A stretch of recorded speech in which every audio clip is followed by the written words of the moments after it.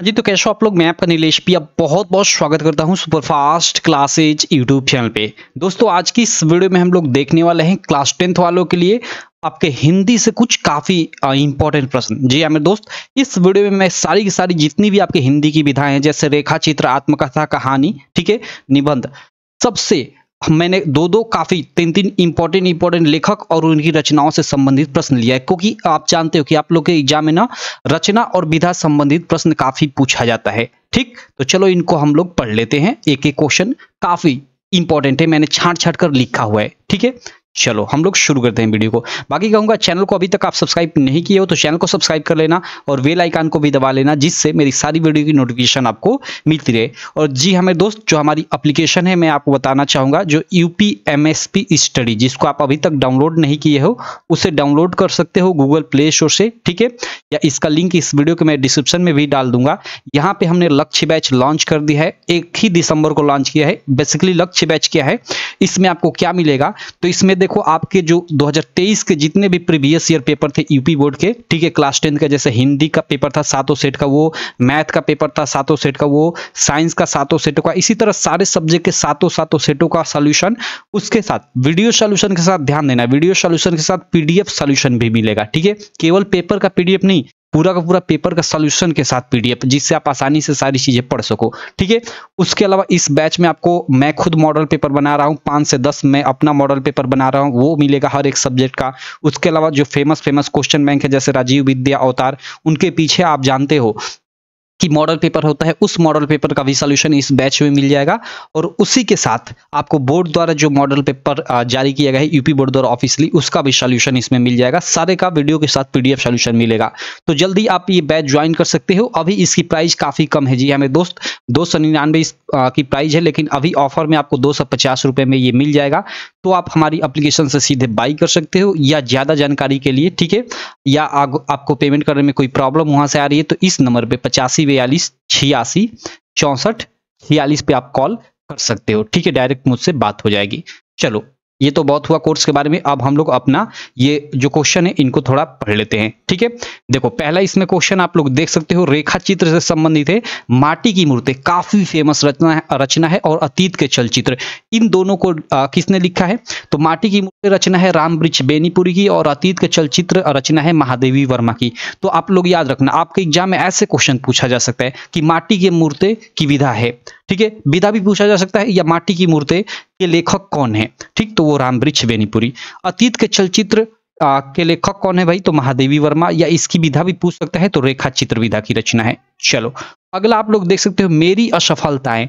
देखो मेरी असफलताएं काफी फेमस रचना है, गुलाब राय जी की, और यह आत्मकथा विधा की रचना है। तो पूछा जा सकता है आपके एग्जाम में कि मेरी असफलताएं किस विधा पे आधारित रचना है, और आपको कहानी, निबंध, संस्मरण, आत्मकथा, ऐसे 4 ऑप्शन दे देगा, तो आपको आत्मकथा पे ट्रिक करना होगा। या ऐसे भी पूछा जा सकता है कि मेरी असफलताएं के लेखक कौन है, तो वो आपका गुलाब राय।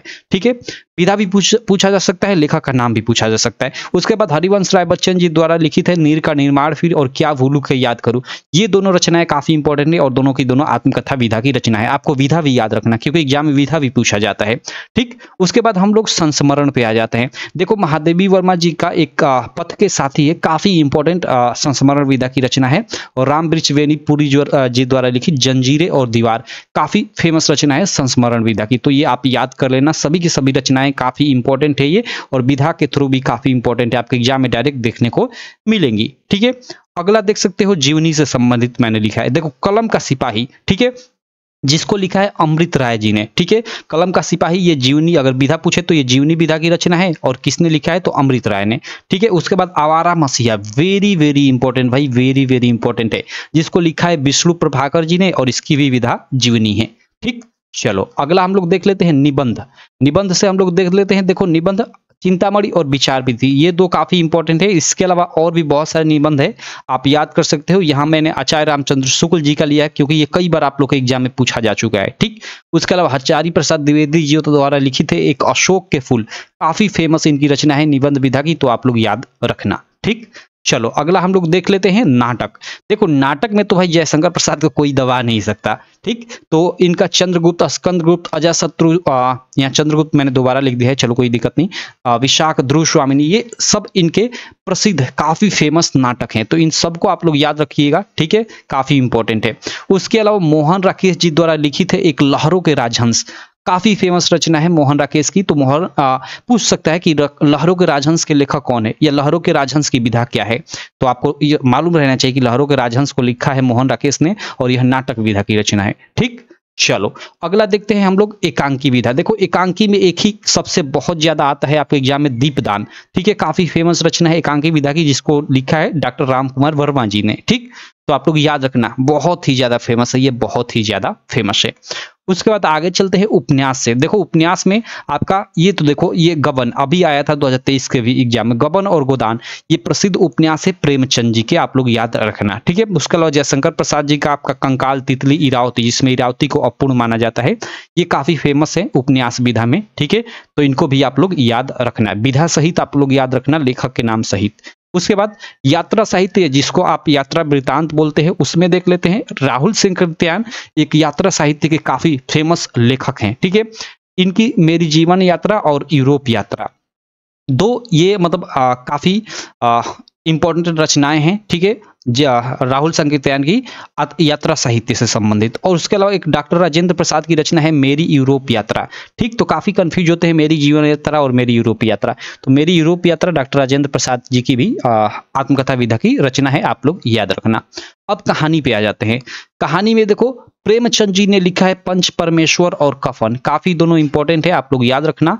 और जयशंकर प्रसाद जी का ममता, ठीक है, ये काफी इंपॉर्टेंट है, तो आप लोग ये याद रखना, ठीक। चलो आगे देखते हैं। ये ममता आई थिंक शायद निबंध विधा की रचना है, मैं इसमें शायद इसको काट दो, आप याद मत करो, ठीक है, छोड़ो आगे चलते हैं। अगला हम लोग रिपोर्ताज विधा देख लेते हैं। भाई रिपोर्ताज विधा में आप लोग देख सकते हो कन्हैयालाल मिश्र प्रभाकर जी द्वारा लिखित क्षण बोले कण मुस्काए, काफी इंपॉर्टेंट रिपोर्ताज विधा की रचना है, ठीक है, जिसको लिखा है कन्हैयालाल मिश्र प्रभाकर जी ने।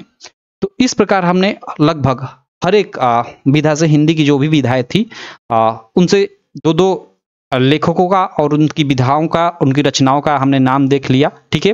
तो इनको याद कर लेना, इतना ही मैंने इस वीडियो में लिया था, छोटी ही वीडियो थी लेकिन काफी इंपॉर्टेंट वीडियो थी, इसमें से डायरेक्ट आप लोग के एग्जाम में क्वेश्चन आएंगे, ठीक है। तो चलो इस वीडियो को इन करते हैं। बाकी आप लक्ष्य बैच ज्वाइन नहीं किए हो यार तो कर लेना, आपके एग्जाम में 80% मार्क अचीव करने में काफी हेल्प करेगा, ठीक है। इसके लिए आप हमारी ऐप डाउनलोड कर सकते हो यूपीएमएसपी स्टडी, और वहां से पेमेंट करने में कोई प्रॉब्लम आ रहा है तो आप इस नंबर पे 8542 86 64 46 पे कॉल कर सकते हो। मात्र अभी ऑफर है, 250 रुपए में आपको मिल जाएगा, नहीं तो फिर इसकी प्राइस बढ़ जाएगी, ठीक है। तो चलो मैं मिलता हूँ आपसे नेक्स्ट वीडियो में, तब तक के लिए थैंक यू।